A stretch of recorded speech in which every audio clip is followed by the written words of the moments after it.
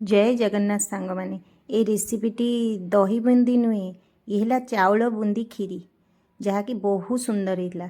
प्रथम 1 लिटर क्षीर को भल सुंदर फिटे देती आदि मिल्क मेड नहीं कि घाटी देती एपटे 100 ग्राम चाउल बाटिकी टी लुण दे गोटे आण प्रस्तुत करी फुटुवा क्षीर टे ड्राई नट्स भाजिकी 2 चामच चीनी दे 2 चामच चीनी देदेबा तापर गोटे पैन रे तेल गरम करके ये सब बूंदी की छाणीदबा।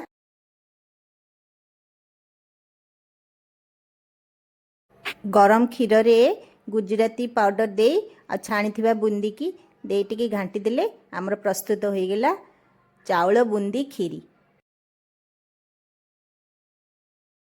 आपण ये रेसिपी निश्चिंत घरे ट्राई करके देखिए।